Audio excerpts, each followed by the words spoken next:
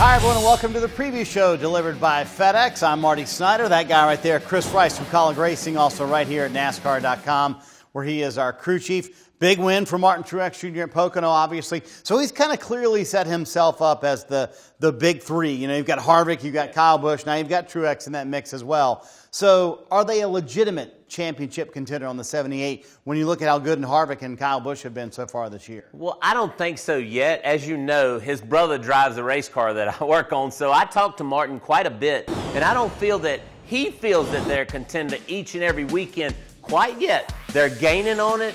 I know the new splitter rule kind of threw them for a loop, so yes, they're gaining on it, and they showed a ton of speed this weekend because they came from the rear back to the front. Well, not quite the rear, but 15. Pretty far back. Pretty far back. After that pit stop issue, but they were able to get the win at Pocono. So that leads me to my next question. You mentioned the Toyotas clearly getting stronger here as the summer months approach. We go to Michigan this weekend. Who's going to emerge in these final few regular season races as that fourth championship contender, you think? You and I have had a debate the last 10 or 15 minutes about this, and I'm still kind of stumped a little bit because I really like Clint Bowyer for some odd reason.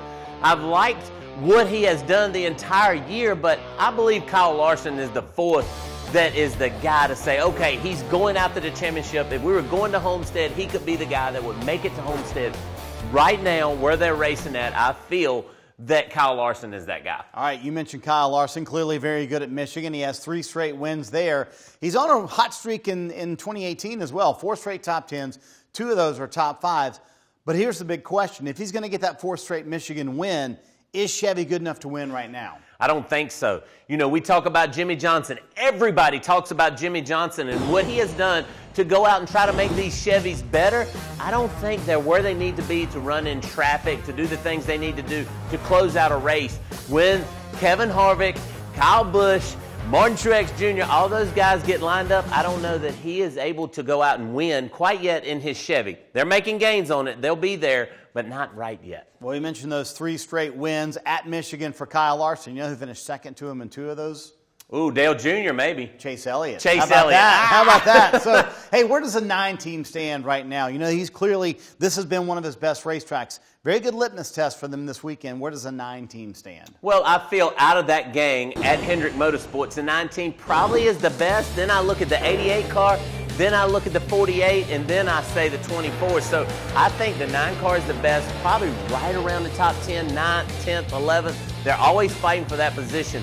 Right this second. They need to get better and better because I know he's tired of finishing second. He wants to go on and win, and this could be the weekend. Michigan has been great to his family, and you know what? Like you said, he's finished second a lot there. All right, let's talk about Michigan this weekend. Tough place to get around because since the repave really hasn't widened out to its traditional 4 and 5 lanes wide. So how do you approach Michigan this weekend, and how do you work in that second groove? Well, I've always told our drivers when we go to Michigan, you got to stay right in the black. If the rubber is laid down in the middle of the racetrack, that's where you need to be. That's where the most grip is at. But maybe this weekend, the Xfinity cars put a lot of rubber down with their new package, running 2 and 3 abreast through the corners. If they do that on Saturday, you're going to see a great race on Sunday, being able to widen the racetrack out, run on the bottom, run on the top, run through the middle. You might even have a 3-wide finish at the end. It's certainly been known for that in the past. All right, time for our NASCAR Fantasy Live picks. By the way, I picked Martin Truex Jr. last week, so who are you going to go with this week? You had the win of the week before, by the way. I wanted to say that I had the win of the week before, but this week I'm going to go with someone that is kind of,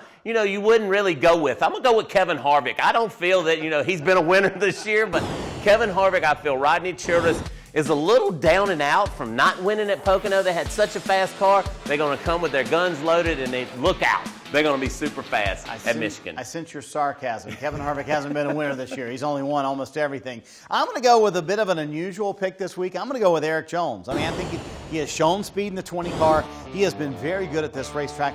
Home racetrack for Erik Jones, and he almost won this race last year. So I'm going to go with Erik Jones, who's shown that he can run in a Cup car at Michigan. It's a great place for rookies to win. We've seen it time and time again. So that's a great pick. But Harvick, you know, he's probably going to win again.